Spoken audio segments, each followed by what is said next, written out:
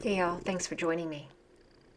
On March 17th, Patriarch Ilia II of Georgia reposed at age 93.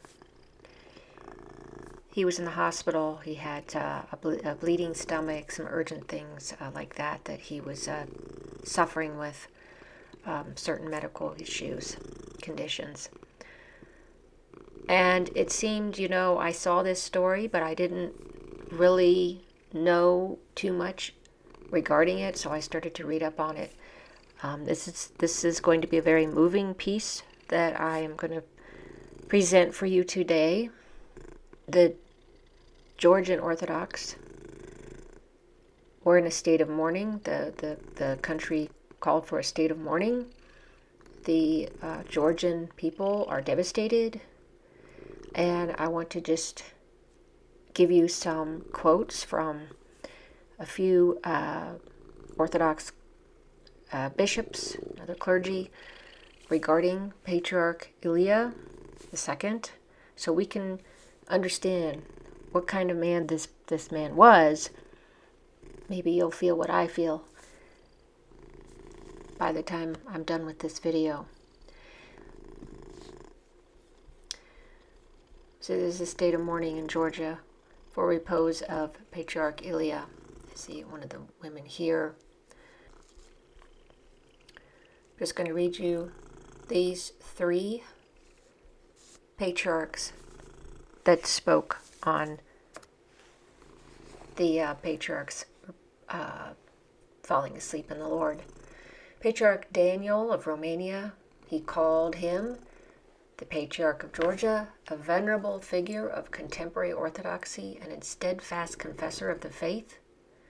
His Holiness Patriarch Daniel of Bulgaria spoke of him as the angel of the Georgian Church, the pillar of unity of the Georgian people in some of the most turbulent and difficult moments of its recent history, the fervent man of prayer and wise shepherd of his flock, the reviver and renewer of an ancient 1,000-year tradition, the meek and loving father of Georgia. Patriarch Gabriel of Moscow said, he made a significant contribution to the maintenance of peace and well-being of the holy churches of God through his wise word, which experienced deep ecclesial spirit and high authority.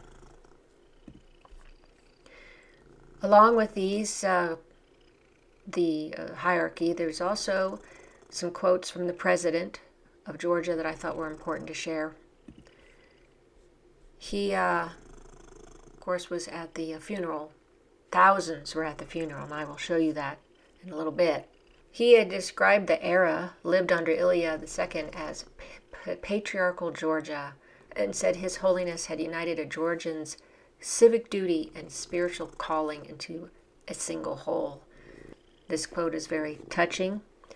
When despair reigned all around us, your calm voice brought us comfort and hope for salvation. You taught us that even in times of the greatest trials, the answer lies in faith in the Lord and love for one another. The Patriarch returned Georgians to their historical roots and convinced them that Georgian identity is not merely a matter of former glory, but a living spiritual force.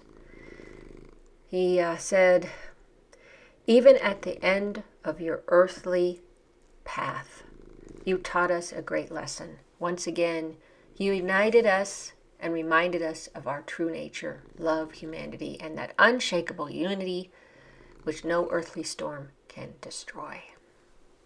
Beautiful. It really shows you how much the Georgian people and even the people in government, the president, really revered and honored this patriarch, okay? Through that, here are some videos of them carrying his casket. See if I can get it on now here.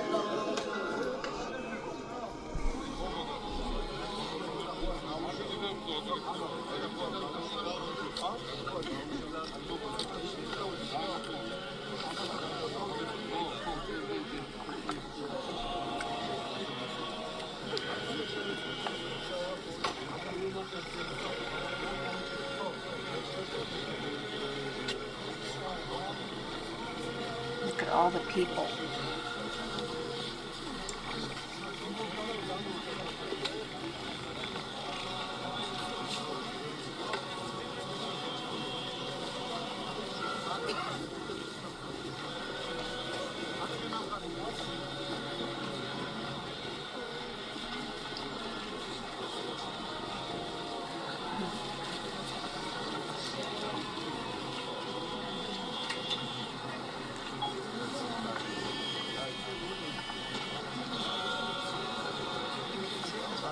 Look at all those people.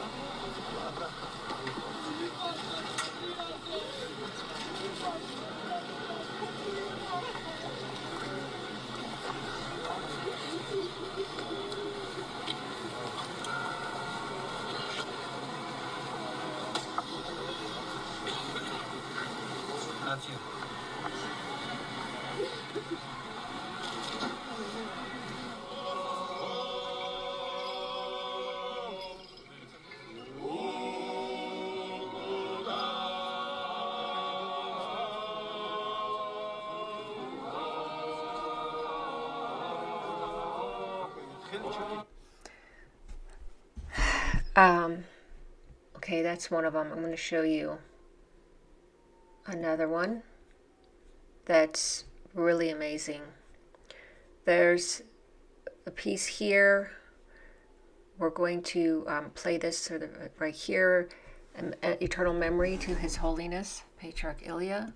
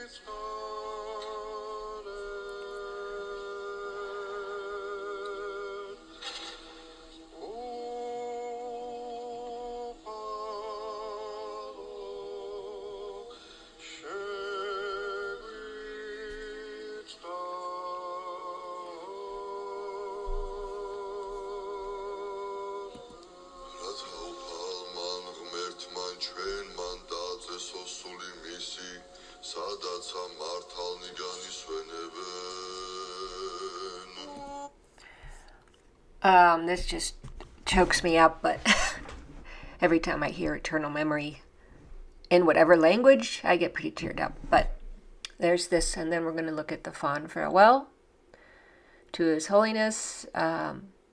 Tears in everyone's eyes, both gray-bearded elders and children.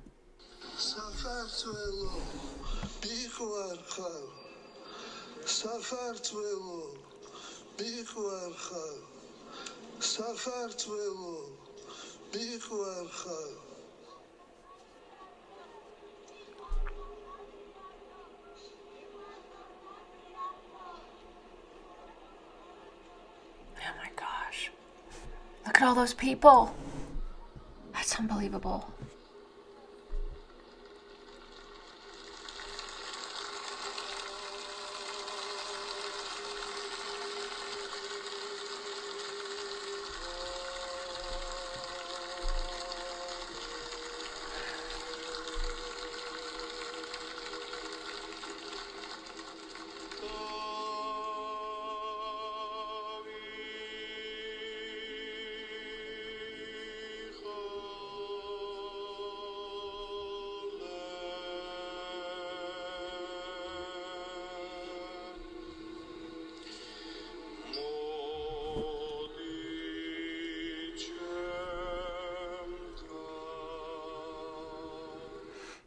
Okay, the love that was shared, I mean, that you could see from those people is amazing. Amazing. And as it said, from the priests, the nuns, the monks, the lay people, the children, it tells you a lot about this man. And I didn't know very much about him.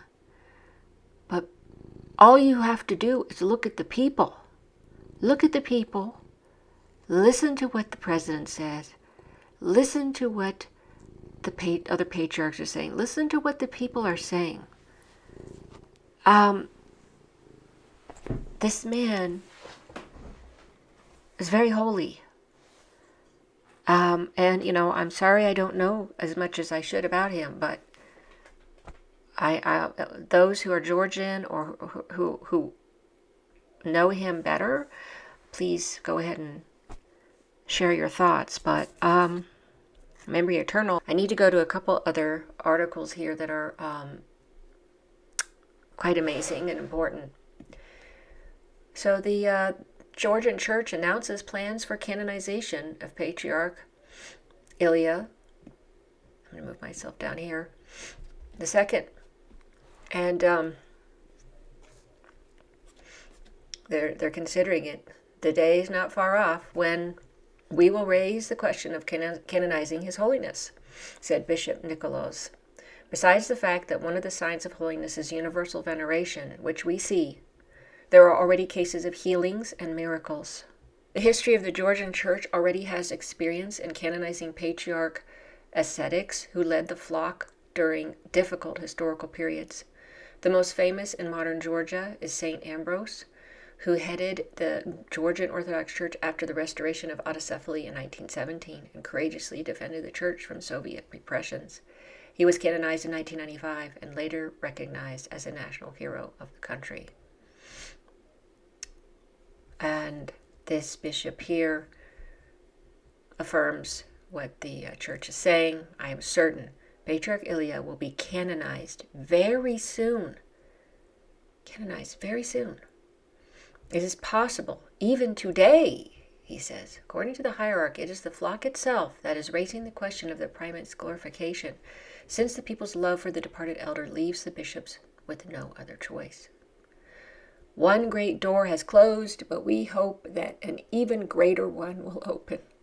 I think that even if we, the members of the synod, do not raise this question, the people will force us to speak about canonization. That's what I wanted to share with you. When I looked into this, it just seemed like a simple, a story that, oh yes, it's one of the hierarchs has fallen asleep. Many have recently. And it happens. But when I started reading up on this, a lot of things came to my mind. In fact, I was choked up in tears last night when I was thinking about everything. I know he died, he reposed March 17th, so he is still, he's with the angels, he's here, he's not yet in the light of Christ, in that taste of paradise, probably even higher than that, because he was such a saintly man.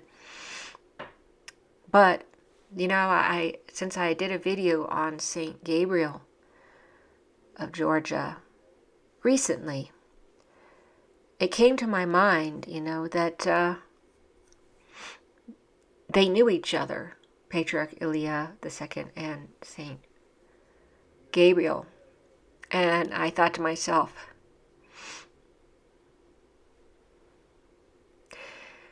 once he ascends, Saint Gabriel will be there, and they'll embrace, enjoy to see each other. It's kind of like a reunion for them.